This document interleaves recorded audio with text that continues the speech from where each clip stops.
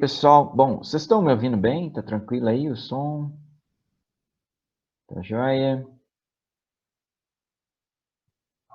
Então, tá joia.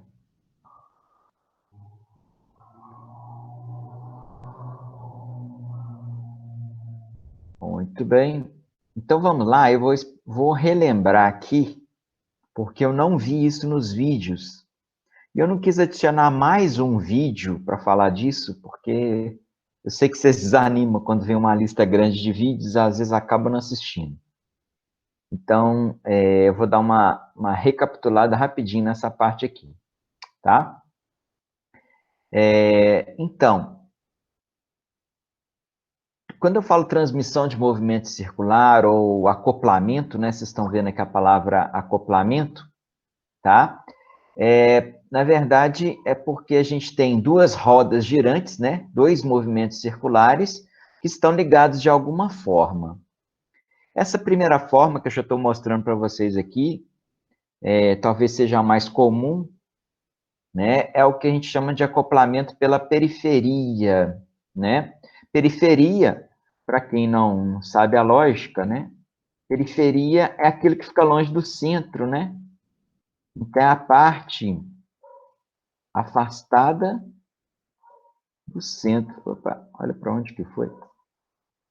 Parte afastada do centro, né? Então, ou a parte externa, tá? Parte externa.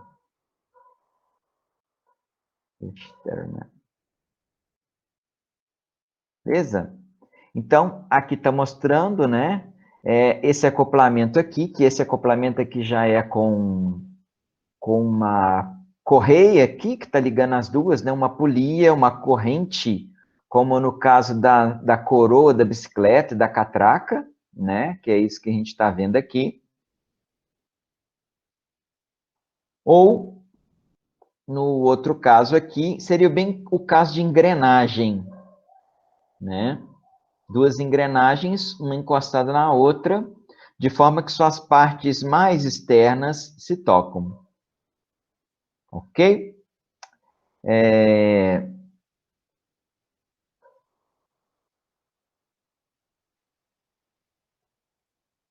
Nos dois casos, a transmissão é feita pela parte externa, pela periferia.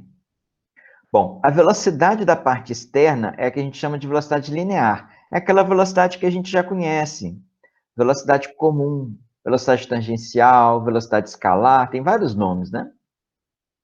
Como a parte externa dos dois está conectado, né? E eu vou imaginar que não há um deslizamento, né? Ou seja, quando gira aqui, gira lá também, um não gira sem o outro girar, nos dois casos, né? Então, a velocidade linear ou escalar é a mesma para os dois movimentos, para o A e para o B, para o A e para o B. Ok? Bom, lembrando que velocidade linear é ômega vezes raio, né?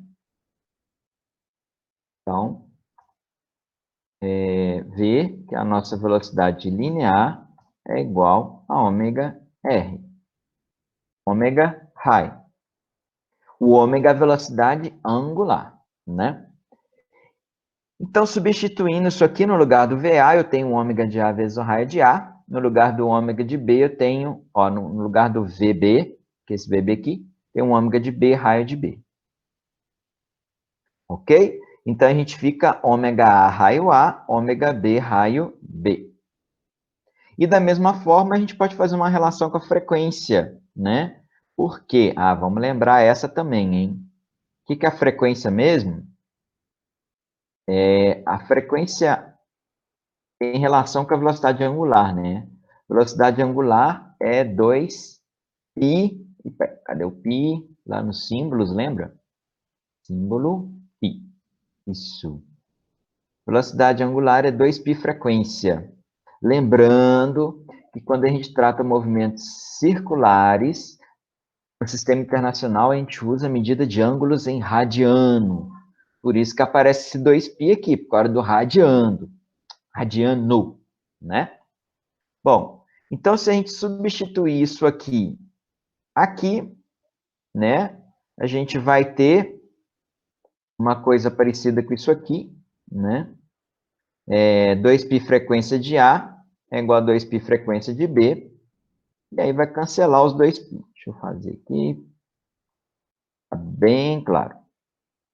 Então, a gente tem aqui, ó, 2π frequência de A é igual a 2π frequência de B. Né? No lugar, então, do ômega, no lugar desse ômega aqui, entrou 2π frequência. Né? Aí o 2π dos dois lados cancela, como se você estivesse dividindo a equação por 2π, e aí sobra a frequência de A vezes o raio de A é igual à frequência de B, raio de B. Essa relação mostra que essas grandezas são inversamente proporcionais, ou seja, quando a gente tem um maior raio, a gente vai ter necessariamente uma menor frequência. Inversamente proporcionais. Quer dizer, a roda maior, ela gira mais lentamente do que a roda menor, porque elas andam a mesma distância ao mesmo tempo. Mas como a roda grande tem um perímetro maior, né? Então ela demora mais para completar uma volta do que a roda menor. Então, ela tem um período maior, consequentemente uma frequência menor. Beleza? Bom, então esse aqui é o acoplamento pela periferia, pela parte externa. Agora vamos ver o outro tipo de acoplamento, o acoplamento pelo centro, né? E aí eu coloquei aqui a figurinha das catracas da bicicleta, né? Onde você tem várias engrenagens, todas ligadas entre si, pelo centro. Elas têm o centro do movimento em comum, que é o que está acontecendo aqui também, né? Então, quando os dois estão acoplados pelo centro, né, que é esse caso aqui, então eles vão girar juntos, eles vão completar uma volta juntos. Então, a velocidade angular dos dois é a mesma. Aí, a frequência também, tá? Não coloquei aqui, não. Deixa eu colocar aqui. Mas a frequência é a mesma também, tá? A frequência de um também é igual à frequência de 2. Ok? E aí, se a gente pega essa relação aqui de cima, V igual a ômega R, né? A gente tem, se V ômega R, o ômega, deixa eu colocar aqui também, se V é ômega vezes raio, o ômega é igual a V dividido pelo raio, né? Por isso, a velocidade 1 dividido pelo raio 1 é igual a velocidade 2 pelo raio 2. Deixa eu colocar tudo minúsculo aqui para ficar padrão. Beleza? Muito bem. Já aprenderam a usar o equation, né? Esse equation é muito útil para quem estuda física e matemática. Tudo bem, pessoal? Alguma dúvida nesses dois tipos de acoplamento? Acoplamento pela periferia e acoplamento pelo centro. Eu acho mais importante vocês guardarem isso aqui, que no acoplamento pela periferia a velocidade linear é a mesma, e o acoplamento pelo centro a velocidade angular é a mesma, e a frequência também é a mesma. Ok? Isso vai ser muito importante para as questões que vêm aí a seguir. Então, vamos lá. No número 1. Número 1 é justamente falando, então, essa questão da bicicleta de marchas, né? Onde você tem a marcha, uma combinação de uma coroa, das coroas dianteiras, com uma das coroas traseiras, né? Então, vocês devem saber que um acoplamento pela periferia, ok? Um acoplamento pela periferia, esse caso aqui, tá? Deixa eu até resgatar uma figura aqui. Eu sempre mostro para vocês, esqueci de colocar ela aqui. Já peguei, está voltando. Eu vou colocar ela aqui. Falta, calma. Hoje não gostou muito da figura, não. Que ela está muito grande. Espera aí, vou diminuir um pouquinho. Beleza. Isso é ao vivo, né, gente? Tudo se ajeita. Muito bem, vamos lá. Então, olha só. Aqui a gente tem várias coroas e aqui tem várias catracas que não dá para perceber porque o desenho está pequeno. E aí a gente tem a transmissão das coroas, que é esse conjunto que está aqui, que é atrelado ao pedal, né? Com as catracas, que são esse outro conjunto de engrenagens que tem aqui, que é acoplado à roda. Beleza? Muito bem. Aí, o que a gente percebe aqui? A número 1 está falando, então, numa bicicleta que tem duas coroas dianteiras, que seria duas aqui, e 5 traseiras, 5 lá atrás, temos um total de 10 marchas possíveis, né? Onde cada marcha representa a associação de uma das coroas com uma das marchas. Aí é uma questão mais até de matemática do que de física, né? Mas você tem duas coroas dianteiras, duas, com 5 traseiras. Então, quer dizer, cada uma das dianteiras pode ser ligada numa traseira, tá? Então, se você liga uma delas, você tem 5 possibilidades lá atrás, e se você ligar a outra segunda, você vai ter mais 5 possibilidades.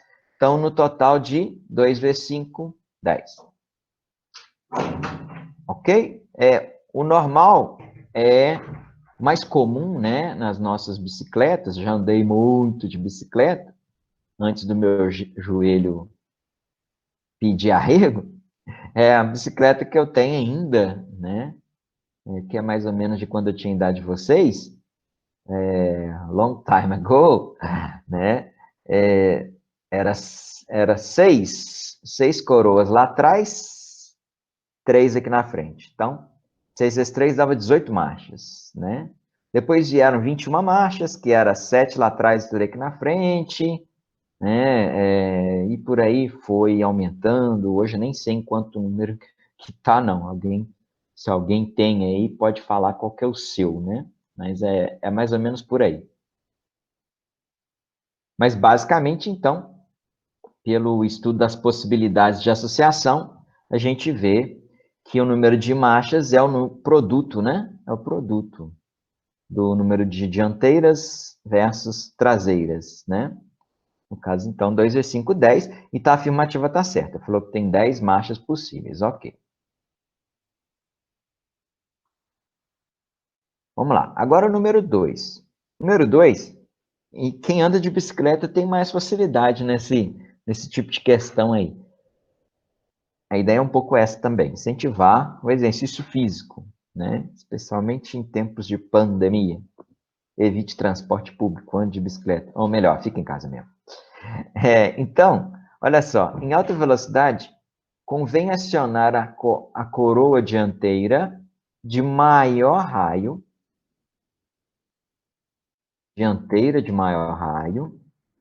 com a traseira de maior raio, tá? Na verdade, isso está errado, tá? Isso está errado e eu vou mostrar para vocês aí por quê, né? Bom, quem anda de bicicleta sabe, né? Se você quer pedalar rapidamente, você quer desenvolver uma alta velocidade numa descida ou mesmo numa reta, né? Então, a gente normalmente vai fazer o quê? A gente vai usar uma coroa grande e uma catraca pequenininha. Por quê? Vou mostrar matematicamente aqui, fisicamente aqui, para vocês por quê, tá? Bom, porque na verdade ali a transmissão é pela periferia, né? Que a gente já comentou que a transmissão é pela periferia. Pela periferia, a gente tem aqui, ó, a velocidade da roda traseira é igual à velocidade da roda dianteira, velocidade linear, né? Que elas estão ligadas pela corrente. Lembrando que, bom, toda hora eu uso minúsculo aqui, né? Que eu coloquei maiúsculo, mas enfim. 2π raio da traseira vezes a frequência da traseira é igual a 2π raio da dianteira vezes a frequência da dianteira. Ok? Ou, como a gente já tinha chegado lá atrás, o raio da traseira vezes a frequência da traseira é igual ao raio da dianteira vezes a frequência da dianteira. Acontece que se você está girando, andando muito rápido, né? A tendência é a roda traseira girar muito rápido também, né? Então, quer dizer, essa frequência FT, que a frequência é o número de voltas que a roda traseira está dando, ela é muito grande, né? Você não conseguiria pedalar na mesma frequência da roda, porque a frequência é muito rápido, né? Então, a frequência da traseira é maior que a frequência da dianteira. Para a frequência da traseira ser maior do que a frequência dianteira, como as grandezas são inversamente proporcionais aqui, a gente já disse lá atrás, a gente vai ter que o raio que você vai usar na traseira deve ser menor do que o raio que você usa na dianteira. Por isso que, e para melhorar a coisa ainda, né? Quanto menor for o raio traseira do que a dianteira, melhor, né? Então é interessante você ter um raio da traseira bem menor do que o raio da dianteira, tá?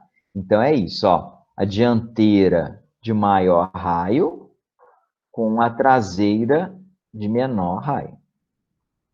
É o que a gente normalmente vai fazer andando de bicicleta em linha reta numa descida. Ok? E a prova matemática está aí. Essa afirmativa está errada, que ele falou que eram as duas de maior raio. Isso não acontece. Dificilmente a gente usa as duas de maior raio, né? Normalmente você usa uma grande com uma pequena, ou uma grande com uma média. As duas de maior não é muito aconselhável. Muito bem, então isso foi numa reta. Agora na subida, ó, número 3. Número 3, uma subida íngreme, convém acionar a coroa dianteira de menor raio, e a traseira de maior raio. Aí sim, hein? Aí sim, quem anda de bicicleta sabe, né? Porque é o caso contrário do anterior. É o caso contrário do anterior. Apesar da transmissão ser a mesma, né? Mas pega a mesma relação matemática, tá, gente?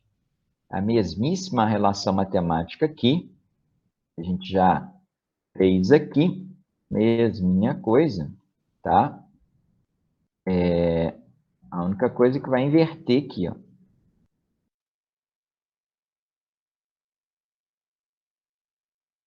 Coisa que vai inverter. Por quê? Se você está subindo a ladeira, é interessante você ir devagar. Ninguém sobe uma ladeira rapidamente, né? A gente sobe devagar, né? Então, a gente vai estar com baixa velocidade. Opa, calma, volta aqui. Baixa velocidade, né? Então, a coroa traseira deve completar poucas voltas, enquanto a dianteira completa o maior número possível de voltas. Então,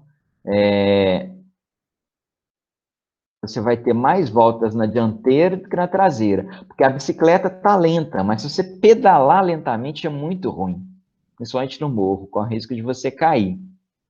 Então, você tem aquele seu ritmo de pedaladas, que normalmente é mais ou menos constante, mas aí, como a velocidade da bicicleta caiu, você tem que mudar a relação, né? Então, o que vai acontecer? Para você ter uma frequência na roda traseira menor do que a frequência na coroa dianteira, né? Eu falei roda é coroa, né? Então, para você ter uma frequência na traseira menor, o raio da traseira vai ter que ser maior do que o raio da dianteira. Então, normalmente, o que vai acontecer, né? Então, isso aqui não é para alta velocidade, não. É para baixa velocidade. Convém acionar a coroa dianteira de menor raio, né? E a traseira de maior raio. Ok? Tá aqui é menor, aqui é maior. Então, essa está correta, a primeira também estava, né? Então, 1 e 3 correto. Ok?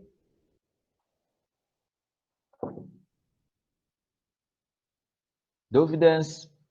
Questão de transmissão, tá, gente? Se vocês quiserem perguntar a questão de transmissão. Depois tem outra questão aí que é pesadinha de transmissão. Nós vamos chegar nela. Acho que a 4, e parece que a transmissão também. Aí a gente volta e aí a gente vai fazer conta, tá? Por enquanto foi mais só um raciocínio lógico, que, aliás, nem precisava fazer conta, nem precisava colocar fórmula, né? É só fazer uma questão de lógica. Quem anda de bicicleta tira essa de letra aí, né? Quando a gente voltar aí, ó, às aulas, né? Uma boa dica é essa, né? Vai de bicicleta para a escola para evitar o transporte público, né? Evitar aglomeração no transporte público, né? Esse corona não vai embora tão cedo. A gente vai ter que aprender a conviver com ele. Muito bem, vamos lá, então, número 2, né? Tem um texto grande aí, importante, etc. Barará. Bom, tem um número aqui importante, 430 quilômetros. Agora até o vento tá voando.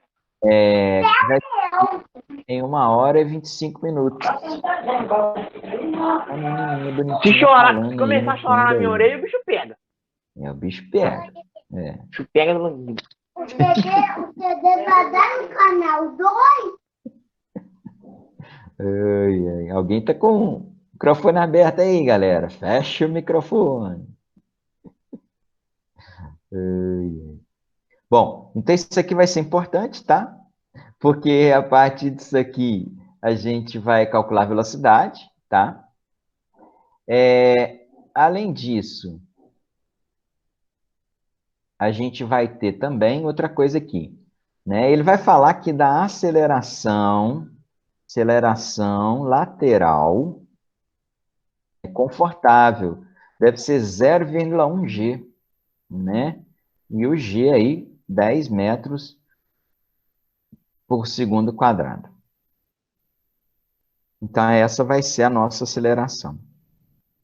Aceleração das curvas, tá? Ó, das curvas. Aceleração das curvas, tá? É a nossa querida aceleração centrípeta. Detalhe que ele vai falar aqui, ó, que a velocidade do trem se mantém constante, né? Então, você vai ter o nosso MCU, né?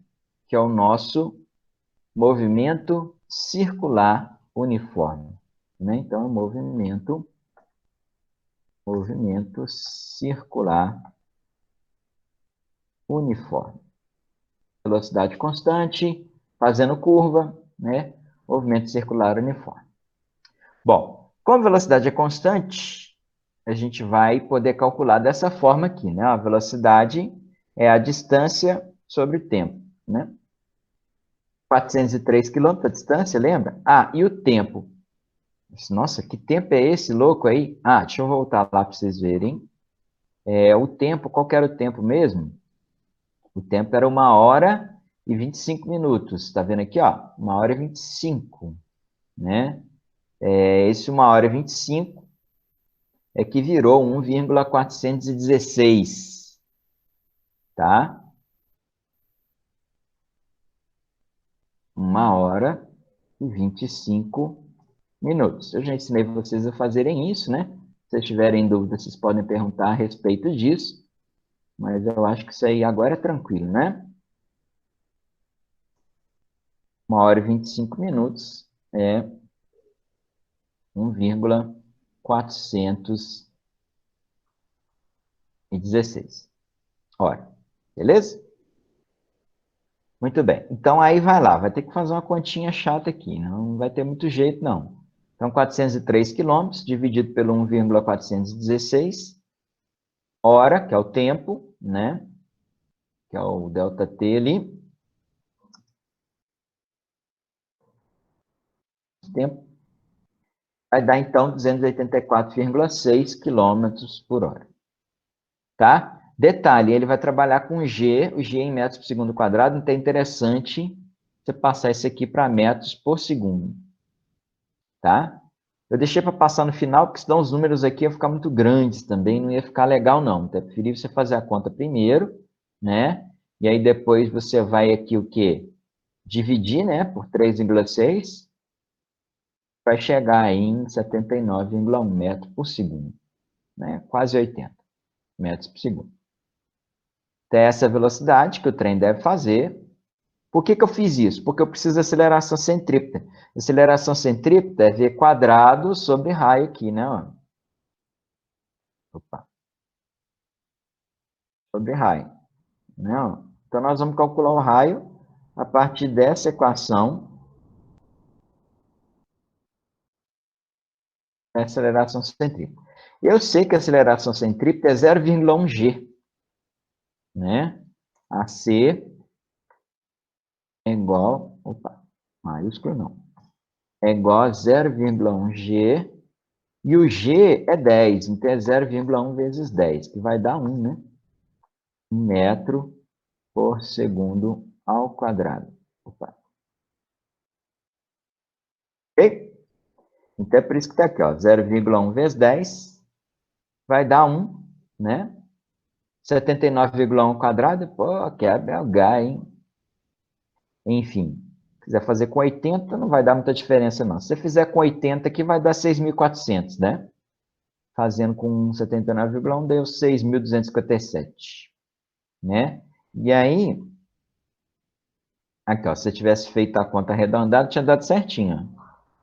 Se tivesse feito com 80, né? Ia dar beleza. Então, é isso, ó. Né? Podia ter arredondado aqui para 80, né? Aí aqui ia dar certinho, beleza. Tudo bem, pessoal? Alguma dificuldade com isso aí?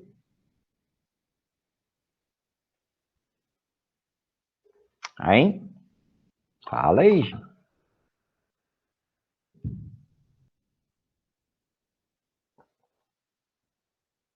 Tranquilinho? Muito bem. Então, passemos então ao nosso número 3, que também é um problema de transmissão, né? Tem vários, então, aí tem várias questões do Enem nessa folha que trabalham com transmissão, né? E aqui tem os dois tipos de transmissão, observem.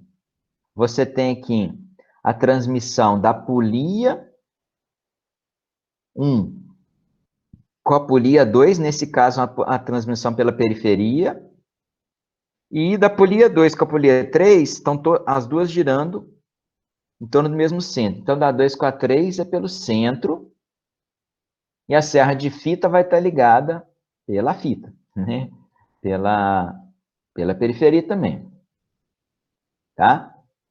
Agora, aqui já está um pouco diferente. Olha, aqui, nessa montagem aqui, a polia 1 está ligada direto na polia 3. Aqui ela estava ligada na polia 2. Aqui ela está ligada na polia 3. A 2 com a 3 ligadas no centro de novo. Então, a diferença aqui é que aqui está ligado 1 na 2 e aqui está 1 na 3.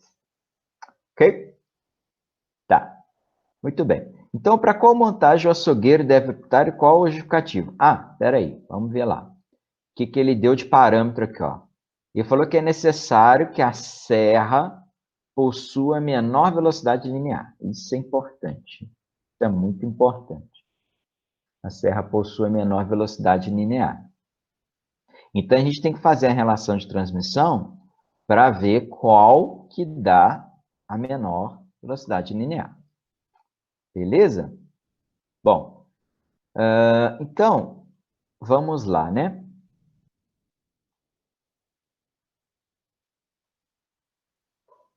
Então, o que a gente percebe lá que eu comentei? Está na montagem Q, né, que é essa aqui, você tem a polia 1 e 3 ligadas pela periferia, né? O que dá a mesma velocidade linear. E as frequências ficam diferentes, né? Como o raio da 3 é maior do que o raio da 1, Quer dizer que a frequência da 3 vai ser menor do que a frequência da 1. E é essa frequência que vai ser transmitida para a roda 2, para a polia 2, que é essa polia que está acoplada lá na serra de fita. Tá? Só que ela está acoplada pela periferia, né? Muito bem. Então, as polias 2 e 3 estão acopladas pelo centro, né? O que lhes fornece a mesma velocidade angular e a mesma frequência, né? Como a gente sabe que o V é igual a ômega raio, né? Eu coloquei raio maiúsculo em tudo quanto é lugar, né? Agora eu estou consertando tudo. A gente vai ter, então, que a velocidade linear de 2 é menor do que a de 3, né? A linear. Porque a velocidade linear é o ômega vezes o raio. E o ômega é o mesmo para as duas, porque elas estão girando pelo centro. 2 e 3. 2 e 3 têm o centro em comum, né? Então, como a 3 ela é maior, né?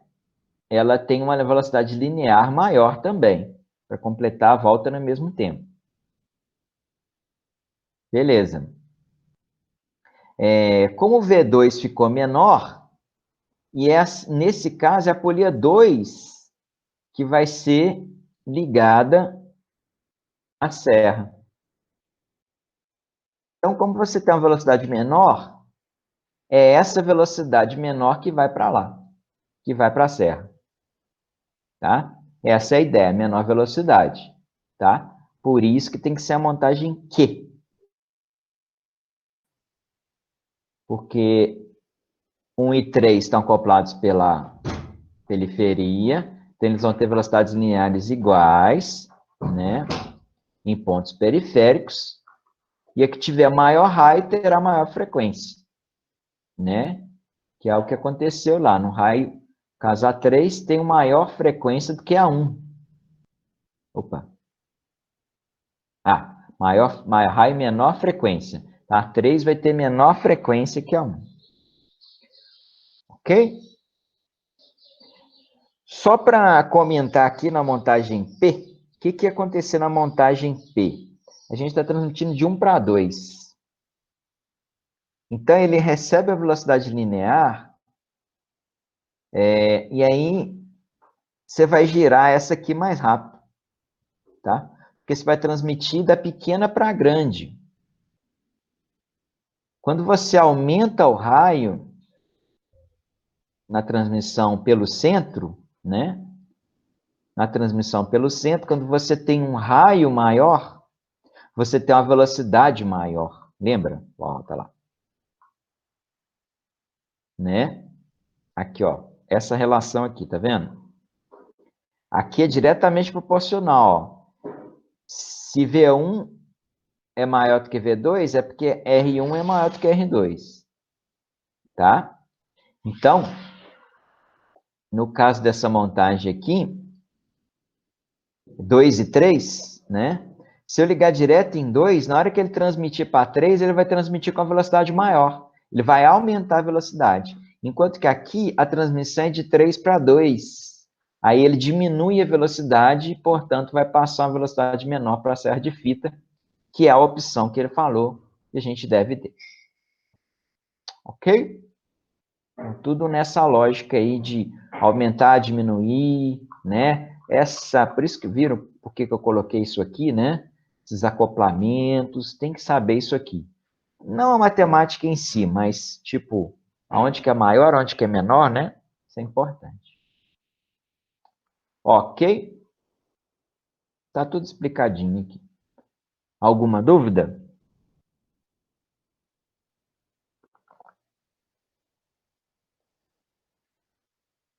Então tá, pode falar. Qualquer dúvida, pode falar, tá, gente? Fica à vontade. Tranquilo. De olho no chat aqui. E pode abrir o microfone também e falar, né? Desde que não tenha nenhuma menininha aí cantando no fundo, tá bom. Muito bem, vamos lá. E o número 4 também é de acoplamento. Aí já é no relógio, né? Aqui tá a figurinha aqui. No relógio tem várias engrenagens aqui, né? Tem engrenagem A, que é presa ao eixo do motor, né? Acoplamento pelo centro de A com o eixo do motor. A gente tem a engrenagem B, que está acoplada na periferia de A, transmissão pela periferia. A gente tem a C, que está no mesmo centro de B, transmissão pelo centro. E a gente tem C com D, que é a transmissão pela periferia, e D com ponteiro, que é a transmissão pelo centro. Então, é cheio das transmissões aí. Por isso que vai dar trabalho, a gente vai ter que fazer um bocadinho de conta. Bom, o que a gente sabe? A gente sabe que a frequência do motor é 18 RPM. Lembrando que RPM é rotações por minuto ou revoluções por minuto. É a mesma coisa. 18 voltas completados em um minuto. E a gente tem uma tabelinha aqui que vai ser importante, né? Que são os números de dentes de cada uma delas, tá? Vocês vão perceber, né? Pela figura e pela tabela, vocês vão perceber que, olha, A é a que tem menos dentes. Por que A é a que tem menos dentes? Porque é a engrenagem menorzinha, tá? A é a menor engrenagem, então tem menos dentes. A segunda menor é a C, pode ver aqui pela figura, que é a C, que é a segunda menor. Depois a B, depois a D. Então, quanto maior a engrenagem, maior o raio da engrenagem, maior o número de dentes, tá? Isso a gente vai usar essa informação daqui a pouco, tá? Mas é uma informação importante que a gente tira lá da figura e da tabela. Quanto maior a engrenagem, maior o número de dentes dela. Tem mais espaço, né? Cabe mais dentes, né, gente? Ok? Já que a distância entre os dentes não deve variar muito. Muito bem, agora vamos partir do que a gente tem, né? Ele falou que a frequência do motor ela é 18 RPM. Tá. Então, observe, então, pela figura. O eixo do motor está aqui. A engrenagem A está em volta dele, está acoplada pelo centro. Então, vai ter a mesma frequência, acoplado pelo centro, né? Possui o mesmo centro de giro, né? Então, são acoplados pelo centro. Vão ter a mesma frequência. Então, a frequência de A é igual à frequência do motor, tá? E aos 18 RPM nosso aí. Beleza? Bom, agora vamos ver A com B. A com B estão acoplados pela periferia. Então, eles vão ter a mesma velocidade linear, né? Velocidade linear de A é igual à velocidade linear de B. Mas eu não tenho velocidade linear, eu tenho a frequência. Mas eu sei que a gente já viu lá atrás, a gente viu duas coisas lá atrás, né? A gente viu que V é igual a ômega raio, né? Cadê o ômega de novo? Está aqui nos símbolos aqui. V igual a ômega raio.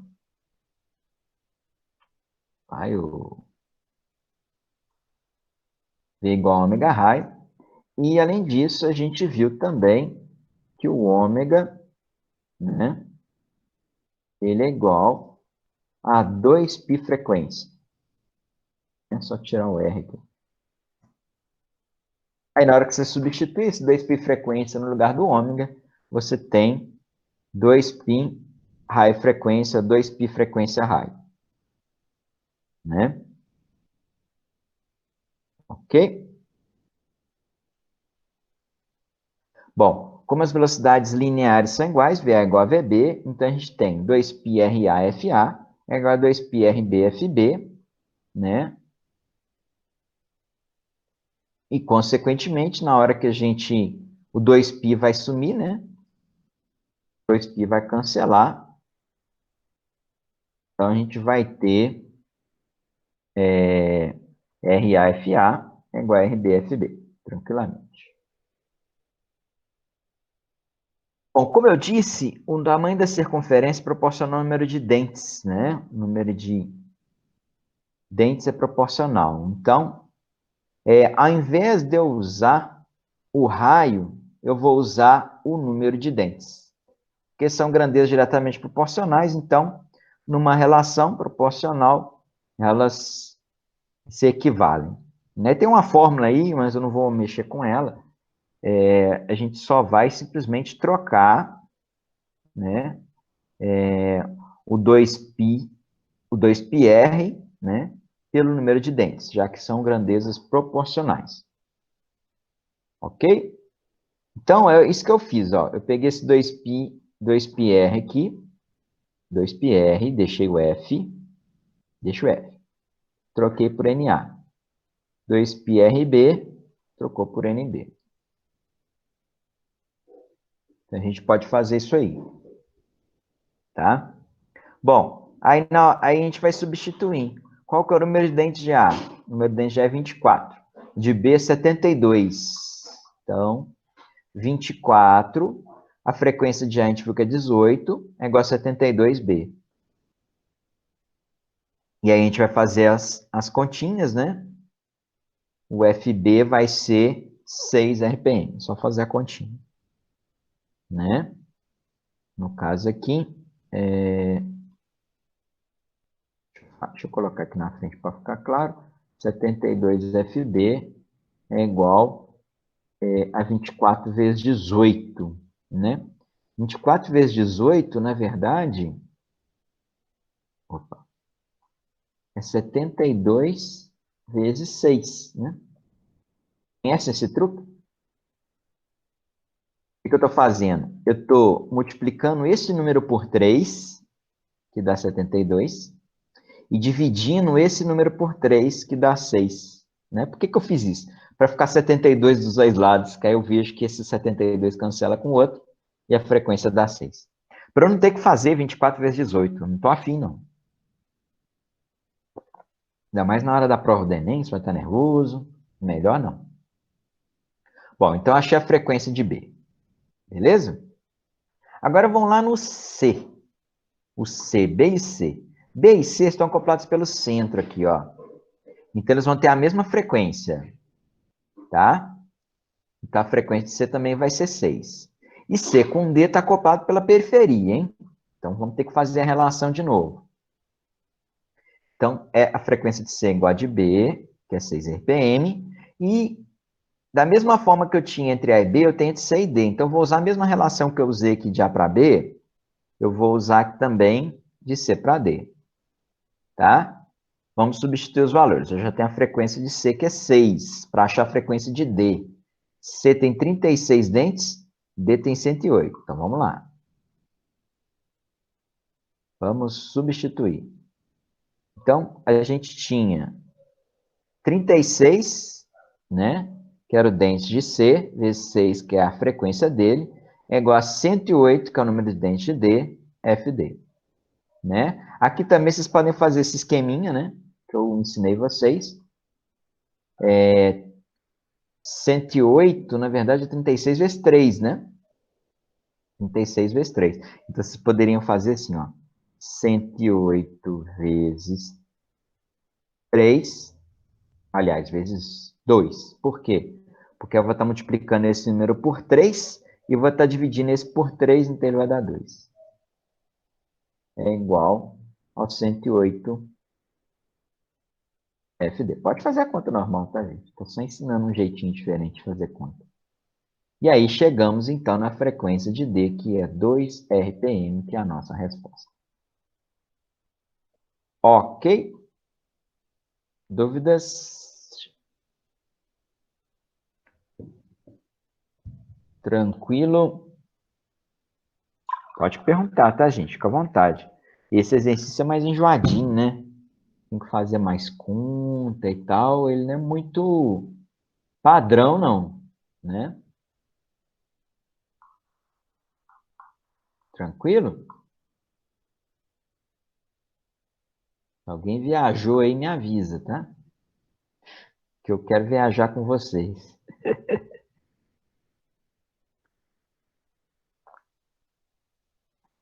Muito bem. Vamos ao 5, então. Bom, número 5, apesar de eu não concordar muito, né? Mas, enfim, tem gente que acha, né, que para melhorar a estética, né, o vendedor sugere ao consumidor que ele troque as suas rodas, as rodas do seu carro, perdão, de aro 15 para aro 17. Vou botar um rodão, né? As rodas grandes, quase esbarrando no para-choque, né? No paralama, enfim. Ele aumentou o raio. Fica chique, né? Mas você vai ver que tem algumas consequências, tá? Fica chique, mas tem consequências. Então, vamos lá. Corresponde a um diâmetro maior do conjunto roda-pneu, né? Sem falar que o pneu 17 ele é mais caro que o 15 normalmente também, tá? Vai gastar mais, viu? Muito bem. Então, o que vai acontecer? Você vai aumentar o diâmetro da roda. Se você vai aumentar o diâmetro da roda, concorda comigo que você vai jogar o carro para cima, né? Eu até procurei uma figura, mas eu não consegui. Então, eu vou comparar aqui para vocês a figura aqui de um carro esportivo com uma caminhonete, tá? Aonde você tem aqui, mais ou menos aqui, pelo diâmetro, a altura que o centro de gravidade fica do chão é mais ou menos o diâmetro da roda, por essa medida que ele coloca aqui, né? Que seria 20 polegadas aqui no raio pequenininho, né? No carro esportivo, e 29 polegadas aqui no caso da caminhonete, tá? Lembrando, o que é centro de gravidade mesmo? Eu quero o centro de massa, o centro de gravidade, tá? O que é isso, né? A gente sabe que toda a massa dos veículos ela é distribuída ao longo do veículo como um todo, né? Mas você pode imaginar um ponto de equilíbrio para ele, né? Esse ponto de equilíbrio é aquele ponto que a gente chama de centro de massa, né? Ele é muito importante para o equilíbrio do veículo, né? Quer dizer, o centro de massa é aquele que concentra, teoricamente, toda a massa do corpo. Então, você pode modelar, isso é fazer um modelo, isso é uma ideia, né? Em vez de você imaginar a massa distribuída em todo o carro, você imaginar um ponto que concentra toda essa massa. E, acreditem ou não, resolver os problemas se torna mais fácil quando você faz isso, tá? E dá certo, essa que é a questão. Bom, então, centro de massa. A expressão também centro de gravidade, que é similar ao centro de gravidade, seria a concentração de toda a força da gravidade no corpo. A ideia é parecida. Então, olha só, o que vai acontecer? O centro de massa se o veículo é mais ou menos simétrico, o centro de massa está no meio dele, certo? Se você eleva o veículo, se você tiver um veículo mais alto, o que vai acontecer? O seu centro de gravidade, o seu centro de massa vai subir também, vai ficar mais alto. Então, se você pegar e trocar a roda, né, por uma roda maior, então você vai estar elevando esse centro de gravidade, com certeza, tá? Então, a primeira coisa que isso provoca, né, é elevar a posição do centro de massa. E isso torna o carro instável, tá? Por que ele torna o carro instável? Quanto mais próximo do apoio o centro de massa estiver, ele é mais estável. Tá? Quanto mais longe ele estiver, ele é mais instável.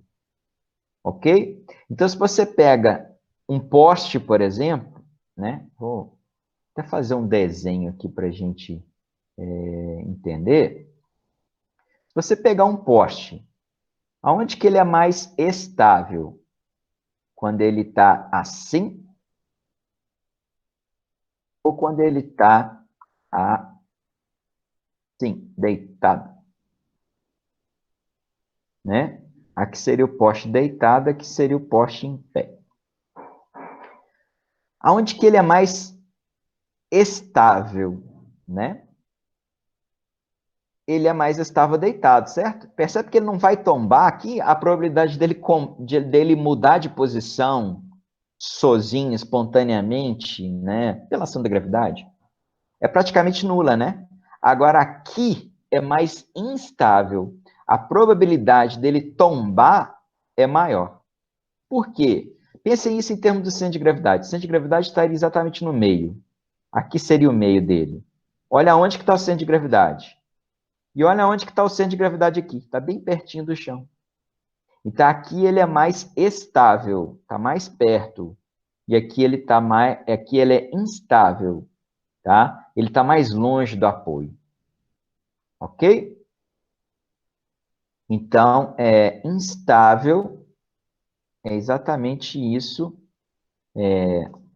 por estar mais afastado do ponto de apoio. Isso que ele fica mais instável. Tá? Então, quando você eleva, aumenta a roda, né? Claro que aqui é um exagero se comparar esse poste com esse, né? Mas a ideia é que se você eleva o centro de gravidade, você eleva o centro de massa, ele vai ficar mais instável. Então, a tendência a tombamentos em curvas é maior, tá? Quer dizer, tá na moda aí agora os SUVs, né? Todo mundo quer ter um, até eu também quero ter um, né? Mas os SUVs, eles têm esse problema, eles são altos, né? Então, o carro, um colega meu falou, olha, você não compra o carro X, não, que é um SUV, não vou falar a marca aqui, porque seria propaganda contra ele, coitado. Porque ele é altamente instável, o centro de gravidade é alto, igual das caminhonetes, e eu dirigi esse carro e passei muito aperto com ele. Então, meu colega relatou problemas de estabilidade com o veículo, que ele estava quase tombando, e ele falou que estava dirigindo a velocidade normal, 110 km e tal. Né? Então, eu falei assim, não compra esse veículo. Né? Então, um dos problemas é isso, centro de gravidade muito alto. Uma das coisas que você pode olhar, né, que nós podemos olhar quando for comprarmos o nosso SUV, né, é se ele tem controle de estabilidade, porque aí é uma forma eletrônica do veículo controlar essa tendência maior de tombar, que o veículo mais alto tem, caminhonete, SUVs, etc. Ok? Então, primeiramente, a questão do centro de gravidade. Então, primeira coisa, elevou a posição do centro de massa, tornando mais instável. Beleza. Agora, a outra coisa é isso aqui, ó. Aumenta a velocidade do automóvel em relação à indicada no velocímetro. Por que isso? Vejam, a velocidade no velocímetro, ela está associada ao eixo do motor, ao eixo de rotação das rodas, ao eixo, não à periferia. Então, o que vai acontecer? Bom, lembra que... Cadê? Opa, aqui. T ômega R. Vamos lá. Embaixo. Cadê? Tá aqui. Perdeu. V igual a ômega raio. O eixo do motor e o eixo das rodas, o eixo que liga as rodas, ele está girando a mesma frequência. Você não mudou isso aqui, não. Tá? Isso aqui muda se você acelera o carro, ele gira mais rápido. Mas para uma mesma velocidade, uma mesma pisada, vamos dizer assim, né? A sua velocidade angular, ela é constante. Bom, acontece que você está aumentando esse cara aqui. Você está aumentando o raio, você aumentou o tamanho da roda. Se você aumentou o tamanho da roda, você vai aumentar a velocidade linear da roda. Tá? Então, quer dizer que na extremidade da roda,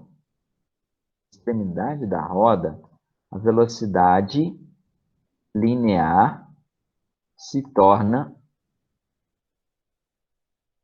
maior. Essa velocidade linear é a velocidade do veículo. Então, tornando a velocidade do veículo maior. Para a mesma pisada no acelerador, tá? Só que o seu velocímetro, ele mede a velocidade do automóvel com base, não na roda, mas com base na velocidade angular do eixo das rodas, que não muda, né? Então, na hora que você aumentar o R, você vai estar aumentando um V. Então, quer dizer que você vai aumentar a velocidade do veículo. Então, aí você vai passar lá no radar, né, de velocidade, aí você olha no velocímetro, está marcando 110, o radar é 110, tranquilo. Só que a sua velocidade é maior do que a que está no velocímetro. Aí você se ferrou e tomou uma multinha básica, tá? Então, você tem esse probleminha, tá? Você vai ter uma velocidade maior. Então, por isso que aqui, ó, letra A, né? Duas consequências provocadas por essa troca de aros são elevar a posição de massa do veículo, tornando mais instável, ok, e aumentar a velocidade do automóvel em relação à indicada no velocímetro. Então, você vai ter uma velocidade maior do que aquela que está registrando lá. Isso, para quem dirige em lugar em que tem radar, é um problema, pode gerar multas. Tudo bem? Dúvidas? Tranquilo? Cadê a galera? Ninguém pergunta nada. Todo mundo feliz. Ou todo mundo dormindo.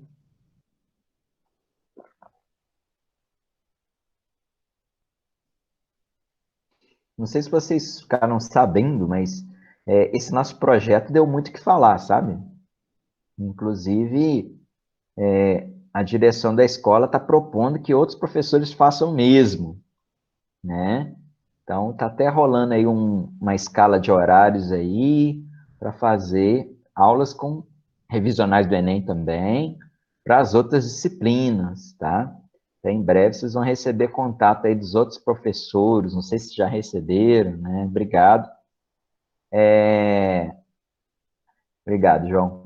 Então, em breve vocês vão estar recebendo notícias dos outros professores aí. Isso é influência minha, tá?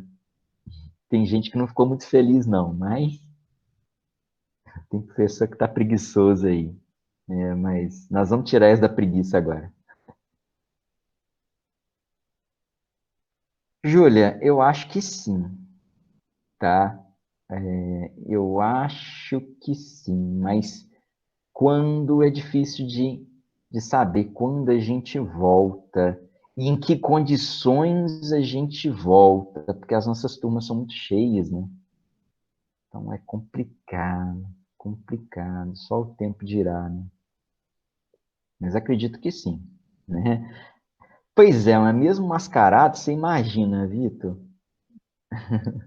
Não, e você vai ficar na escola mascarado o tempo inteiro também? Complicado. Mas mesmo mascarado, você não poderia ter, igual vocês ficam lá todos grudadinhos dentro da sala, quase 40 meninos dentro da sala? Não tem como, né? É bem complicado. Vamos aguardar, né? Muito bem, vamos lá. O número 6, a gente tem... todo mundo está esperando, né, Júlia? Eu também. Não sabemos como, mas torcemos para que volte logo. A normalidade nos faz falta.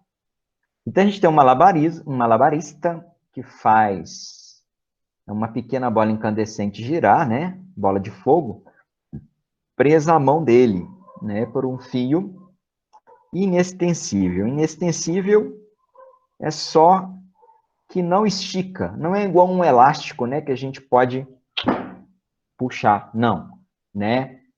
O comprimento é fixo, tá? Esse inextensível quer dizer, se vocês quiserem colocar, é um comprimento que não muda, tá? Só isso.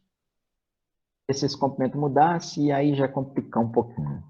Vou colocar aqui a marquinha vermelha, para vocês saberem que fui eu que escrevi isso aqui, se não é do enunciado, não. Bom, aí P é o peso, o T é a tração no fio que prende a bola, e aí ele quer comparar essas forças, né, em 3 pontos e relacioná-los com a força centrípeta. O número 1 é o ponto mais alto da trajetória, o ponto 2 é o ponto mais baixo, e o ponto 3 é um ponto lateral. E ele quer saber a relação da força centrípeta em cada um desses. Beleza? Muito bem. Deixar bem claro que a força centrípeta ela não é mais uma força, hein, gente? Por favor. Então, tá aqui o nosso círculo de fogo aqui, né? A bola pegando fogo e a pessoa vai girar aqui, né? E aí, tá marcando aqui a força centrípeta nessa primeira figura, a gente vê a força centrípeta, como o próprio nome já indica, ela aponta para o centro, né? Força centrípeta. Ela é sempre dirigida para o centro, né? Aqui é a posição 1, aqui é a posição 2, e essas duas aqui podem ser posições 3. E aqui estão representadas as forças, né? A força peso, sempre vertical, dirigida para baixo, e a força tração, ela está sempre sobre a corda que prende o corpo, dirigida no sentido contrário do alongamento, ou seja, a bolinha puxa a corda para a direita, então a corda puxa a bolinha para a esquerda, ação e reação, né? Então a tração também vai estar sempre apontando para o centro, o peso que vai ter posições diferentes. Tá. E qual a relação da força centrípeta com isso tudo? Deixa eu escrever aqui, porque eu acho que eu não escrevi, né? O que é força centrípeta? A força centrípeta, no caso do MCU, é a resultante das forças sobre o corpo na direção radial, ou seja, na direção do centro, a direção que liga o corpo ao centro. Essa é a direção radial. Ok? Muito bem. Então, agora vamos ver lá. Então, a força centrípeta não é mais uma força não, tá, gente?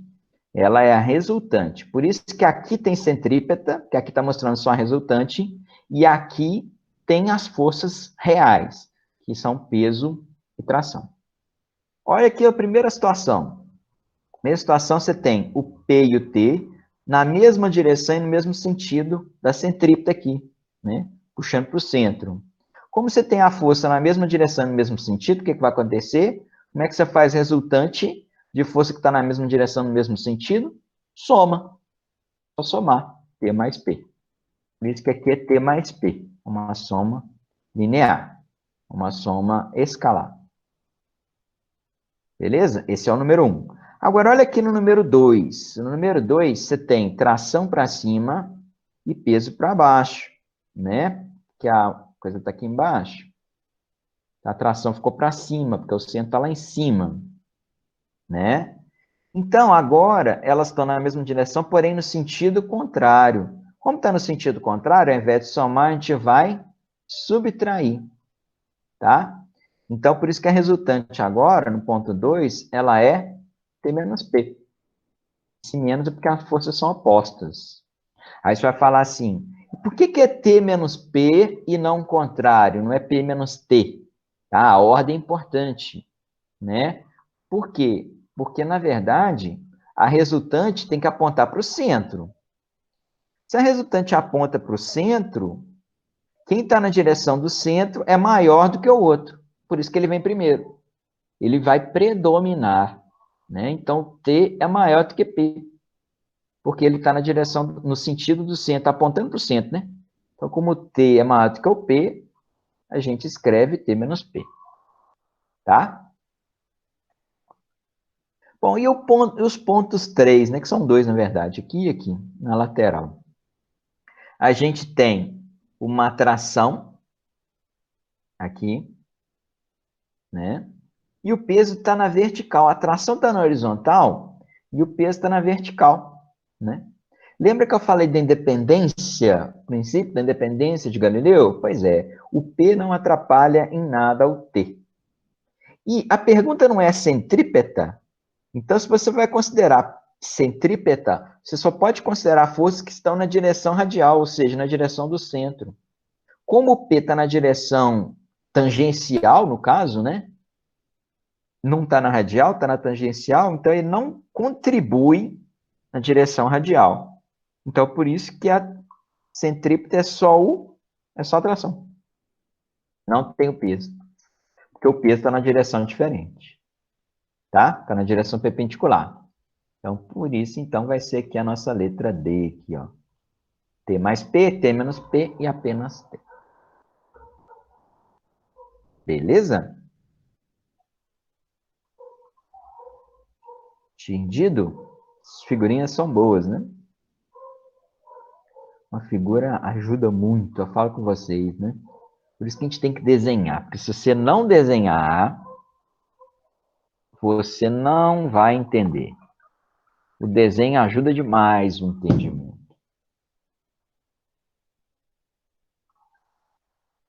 Ok? Vamos lá.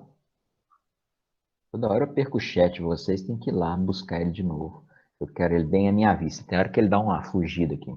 Por isso que vocês aqui tem hora que eu estou procurando alguma coisa, é ele, tá? Muito bem, vamos lá no 7 agora. É uma partícula em movimento circular uniforme. São feitas as seguintes afirmações. Beleza. Como o movimento é circular e uniforme, a aceleração é nula. Opa, peraí, vamos lá. Está aqui o movimento circular uniforme. O fato dele ser uniforme, né? Uniforme, quando você fala uniforme, é porque o módulo da velocidade é constante, né? Mas você tem uma aceleração. O módulo, deixa eu escrever isso aqui, o módulo da velocidade é constante. Mas existe, né, uma aceleração. Existe uma aceleração que é radial centrípeta. A gente já falou dela aqui, aceleração centrípeta. Por quê? Porque a gente tem uma variação da direção da velocidade. Aceleração centrípeta não tem nada a ver com a variação do módulo da velocidade, ela tem a ver com a variação da direção da velocidade. Tá? A variação do módulo é aceleração tangencial, que no movimento circular uniforme não existe. Mas, como a gente tem a variação do vetor velocidade, veja, aqui o vetor velocidade está vertical para cima, aqui ele está horizontal, aqui ele está inclinado, aqui ele está horizontal para direita, aqui ele está horizontal para a esquerda. Enfim, como está mudando a direção do vetor, você tem uma aceleração centrípeta. Por isso que esse aqui está errado. A aceleração não é nula. Você tem uma aceleração que é centrípeta e ela é v ao quadrado sobre raio. Ok? Esse é o número 1.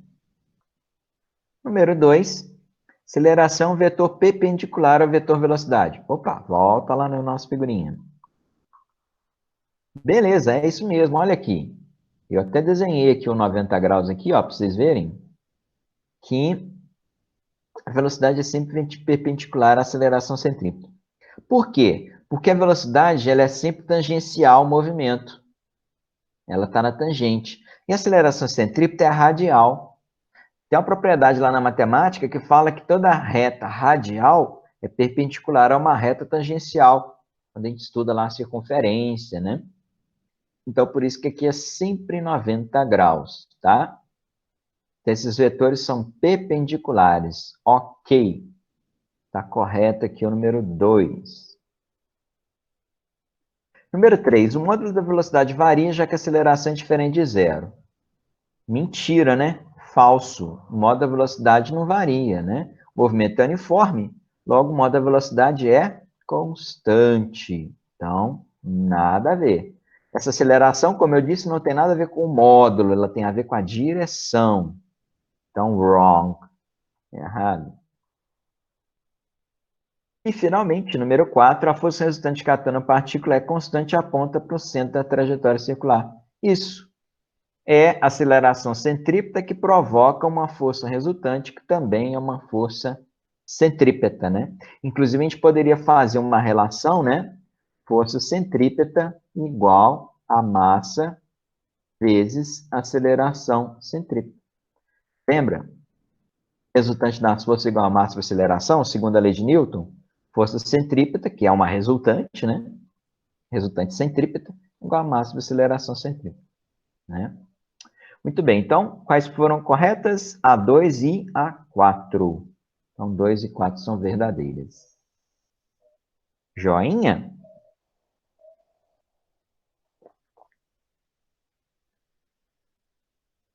Tranquilo, tranquilo?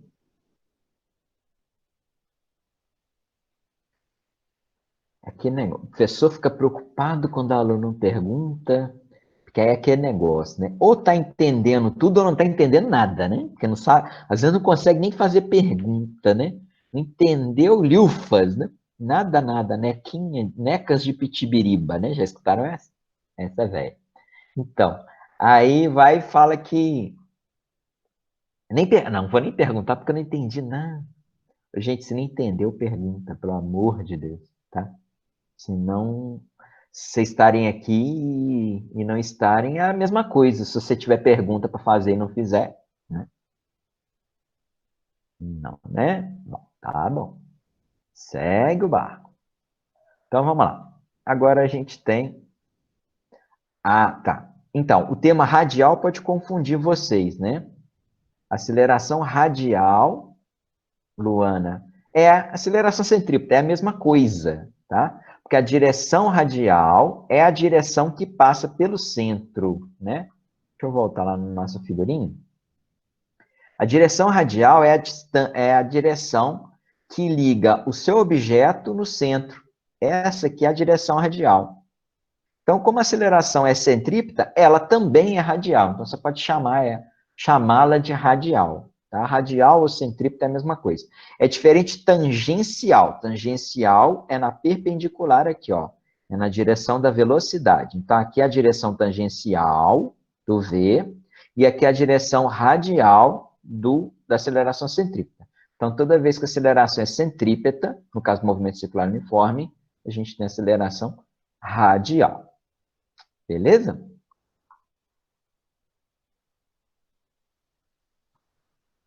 Ok, fiquem à vontade para perguntar. Muito bem, vamos lá brincar de carrossel, né? Com a Maria, né? Todo mundo conhece carrossel, né? Aquele dos cavalinhos que ficam girando, ótimo. Lá no Parque Municipal de BH tinha um, não sei se ainda funciona, mas meus filhos brincaram lá. Bom, a distância entre Maria e o centro do carrossel é 4 metros, vai ser o movimento circular, isso aqui vai ser o nosso raio. Sua mãe está do lado de fora do brinquedo e contou 20 voltas em 10 minutos. Isso aqui vai me dar a frequência. Considerando essas informações, calcule. Distância total percorrida pela Maria. Gente, distância. Distância. Como é que você calcula a distância no movimento circular? Vamos pensar em uma volta completa? Uma volta completa, a distância percorrida é o comprimento da circunferência, lembra? O comprimento da circunferência são 2 do nosso amigo Pierre. Conhece o Pierre? O Pierre é gente boa. Então, é 2 dele, né? 2 amigos Pierre que você tem, né? O comprimento da circunferência é 2 Pierre. Né? Jean-Pierre, né? Francês, poderoso. Então, 2 Pierre, tá? Deixa eu separar aqui só para vocês verem. 2 Pierre, 2 vezes pi vezes r.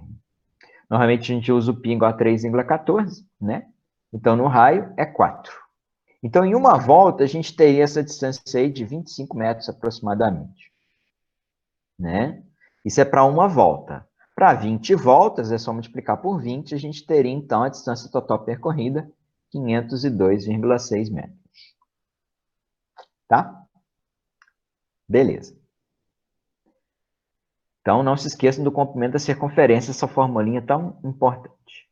Agora, ele quer saber a velocidade angular da Maria. Bom, tem duas formas de fazer isso. Vou mostrar as duas. Primeiramente, a partir da frequência. Vamos lá. Que é vermelho também. Ele falou que completa 20 voltas em 10 minutos. Se são 20 voltas em 10 minutos, seriam 2 voltas em 1 minuto, né? Então, 2 voltas em 1 minuto dá 2 RPM. 2 rotações por minuto. Isso é frequência. Tá? 2 rotações por minuto. Só que não pode usar em rotações por minuto, porque aqui está em rádio por segundo, tá vendo? Então, tem que passar para segundo. Para você passar para segundo, você tem que julgar a frequência para hertz. Por isso que eu vou fazer essa regrinha de 3 aqui, ó. 1 hertz são 60 RPM. Quantos hertz equivale a 2 RPM? Né? Então, multiplicando cruzado, 60F é igual a 2. Então, F é 2 sobre 60 ou 1 sobre 30. Essa é a frequência, ainda não é a velocidade angular. A velocidade angular ela é 2π frequência. Tá? 2π frequência. Então, aí vai ficar 2π vezes 1 sobre 30, que é a frequência, 2π sobre 30, ou se quiserem, π sobre 15 radiano por segundo. Inclusive, você poderia deixar a resposta assim, tá? π sobre 15. Agora, se quiserem também, dá para você dividir o π, né? Que seria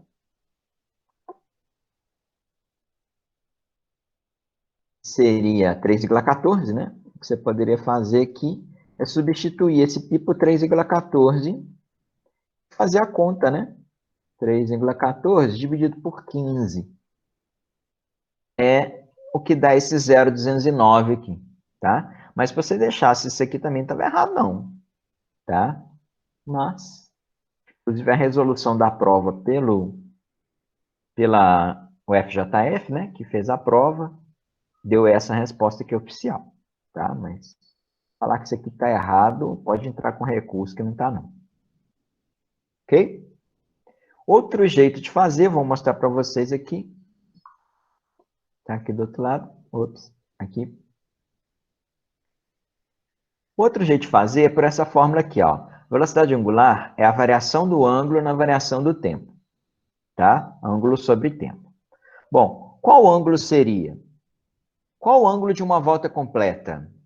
Né? Deixa eu até escrever aqui embaixo para quem não lembra. Uma volta completa tem 2 π. Cadê o π? Lá nos símbolos. Símbolo π. 2π raio. Aliás, 2π rad. A volta completa são 2π rad. Ok?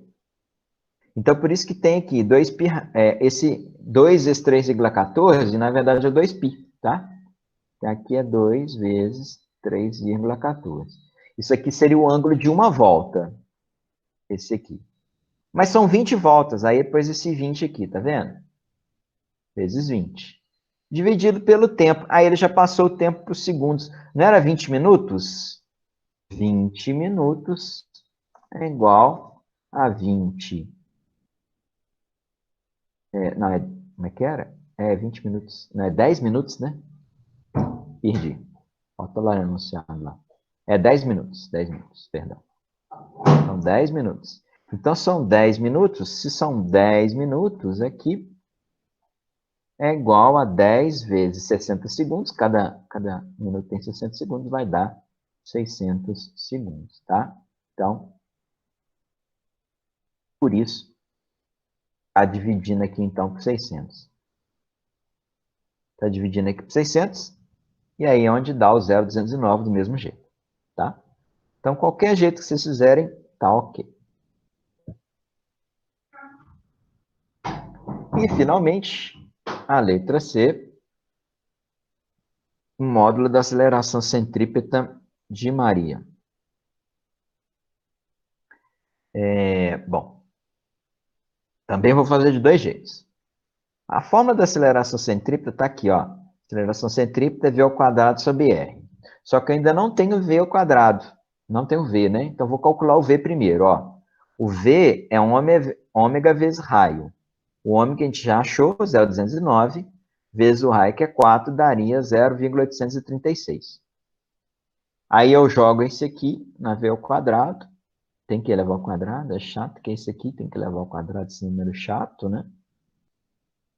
E tem que fazer com todas as casas, porque questão aberta, né? Já viu, né? Então, aí fazendo a continha dá 0,17 metros por segundo quadrado. Ok? Só fazer conta.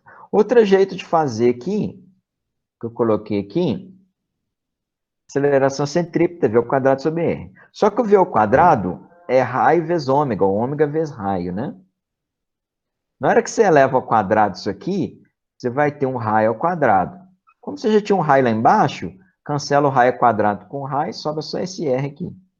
Mas fica o ômega ao quadrado. E a aceleração centrípeta pode ser r ômega ao quadrado. O r é 4, o ômega é 0,209 ao quadrado, pronto. Só fazer a conta, vai dar isso aqui. Beleza? Aqui não. Lá em cima. Chato. As figurinhas que são chatas que eu vou te contar um negócio. Essa figura aqui, ela é muito chata. Eu tirei ela daqui, ela volta pra cá toda hora. Ela é daqui, ó. Joada. Tudo bem, pessoal? Quem sabe faz ao vivo, já dizia o Faustão, né? Quem sabe corrige ao vivo, né? Não é fácil, não. Fazer essas coisas ao vivo, né? Ficar consertando. Peço a paciência de vocês, que tem hora que o Word é teimoso. Tudo bem?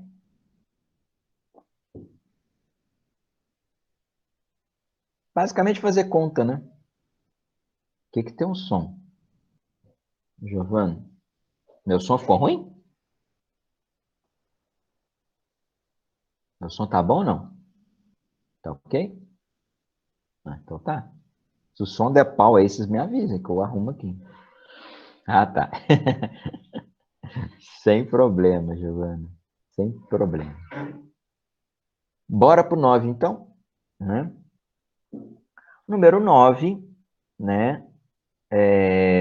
A gente tem um viaduto em forma de arco, raio R, né? E aí, tá mostrando aqui, né? O motociclista. Já desenhei as forcinhas nele, isso é importante. E aí, ó, ao atingir o ponto mais alto do viaduto, ele percebeu que estava a ponto de perder contato entre o seu corpo e o assento da moto. Tá? Nesse momento, então, qual a melhor atitude a ser tomada por ele? O que ele deve fazer? Bom, vamos lá, então, vamos analisar as forças que atuam nele, né? Quais forças que atuam nele? Ora, o peso, né? O peso está jogando ele para baixo. E a gente tem uma normal, né? Atuando sobre ele, né? Quem que faz essa normal? A moto, né? A moto vai fazer essa normal sobre ele. Ele aperta, o peso faz com que ele aperte o seu corpo contra a moto e a moto reage com essa força normal aqui. Como ele está fazendo uma curva, né? Um elevado, né? Ele vai ter uma força centrípeta. E essa força centrípeta, como sempre, aponta para o centro da curva. É a força laranja. Né? Então, a gente tem a normal vermelhinha, o P roxinho, e a resultante dessas duas é o FC. Eu até coloquei ela do lado aqui, né? Justamente para vocês não acharem que é mais uma força. Na verdade, ela é a resultante dessas duas. Né? E como é que eu acho FC a relação entre FC e NP. Da mesma forma que eu fiz naquele outro lá que tinha tração, né? Como as forças normal e peso têm sentidos opostos, eu vou subtrair. E como quem aponta para o centro é o P, então vai ser P menos normal, tá? Então,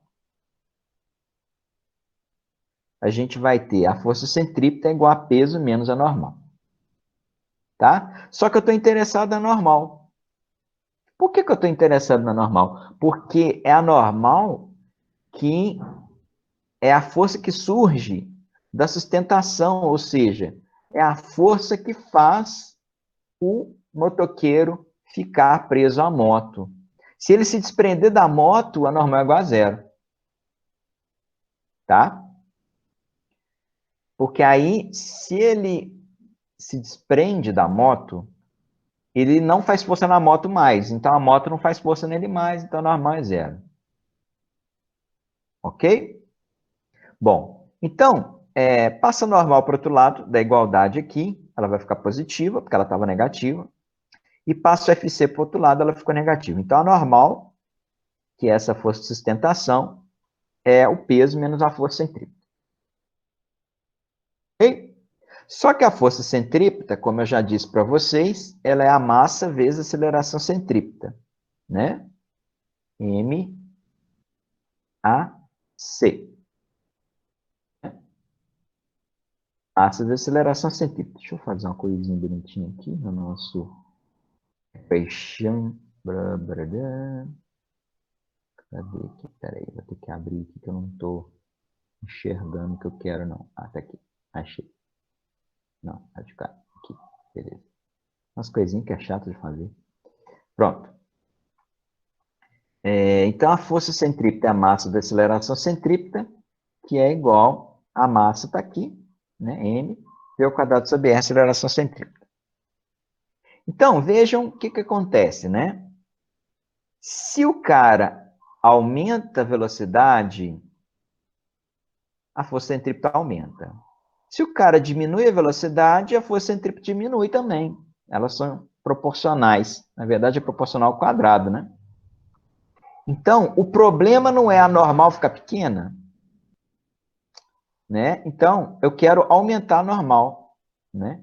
Para aumentar a normal, eu não estou subtraindo da força centrípeta, né? Para aumentar a normal, eu tenho que fazer a força centrípeta ficar menor.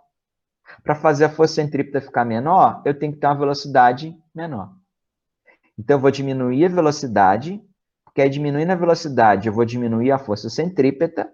Diminuindo a força centrípeta, peso menos a força centrípeta vai dar um resultado maior. Então, eu vou ter uma normal maior segurando o motoqueiro na moto.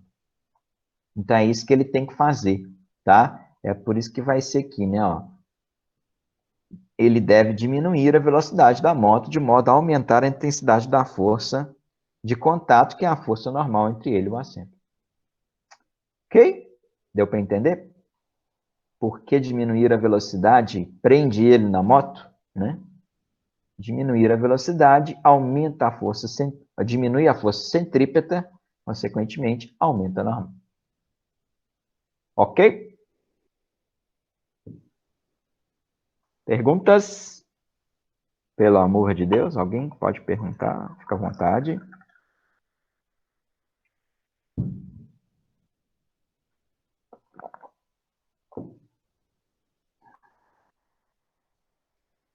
Gente, ninguém tem pergunta não, credo. Estou explicando muito bem, não estou? Oh, coitado. Só que não. Ah, muito obrigado. Então tá jóia, que bom. Eu preparo com carinho para vocês. Busco as figurinhas bonitinhas para... E quando já tem figurinha, a gente mexe nelas para ficar melhor de entender. Muito bem, vamos lá na última questão, que é a da figura da Nadine, que estava fugindo. Vamos lá. A gente tem um garoto balançando uma corda, que é aquela figurinha aqui, ó. O garoto está balançando numa corda aí, né? Pode ser um balanço, né? Uma gangorra, né? E aí eu marquei aqui as duas forças que atuam nele. A gente tem o peso é vertical para baixo, e a gente tem a tração. A tração, como eu já disse para vocês, ela é na direção da corda, né? No sentido do ponto de apoio, que no caso aqui o ponto de apoio está aqui em cima, então ela está no sentido lá de cima. Então a gente tem essa tração aqui, ok? Muito bem. Do ponto de vista do observador, quais das forças estão de fato atuando sobre o garoto na posição A?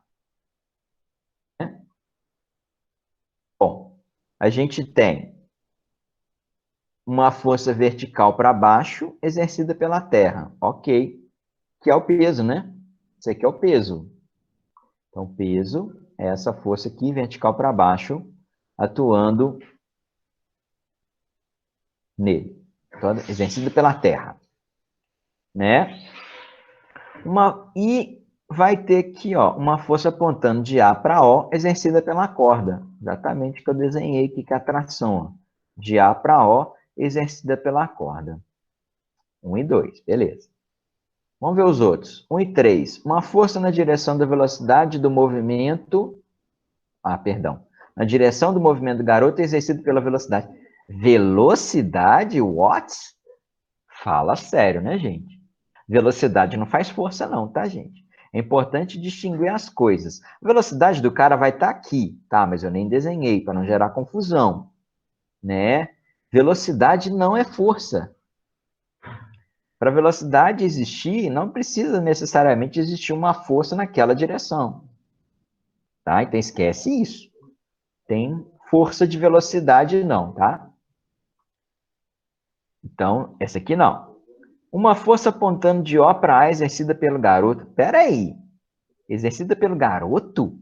Como assim? Exercida pelo garoto? A gente não está tratando as forças que atuam sobre o garoto? Como é que vai ter uma força exercida pelo garoto, sobre ele mesmo? Né? Tem como um corpo fazer força nele mesmo? Tem. Né? Eu vou me estapear. Não. Mas não é o que está acontecendo ali, né? Ele não faz força nele mesmo. Tá? Ele não tem como fazer força nele mesmo. Tá? Por isso, não pode ser 4 também, tá, gente? Então, é só 1 e 2 mesmo. Ok?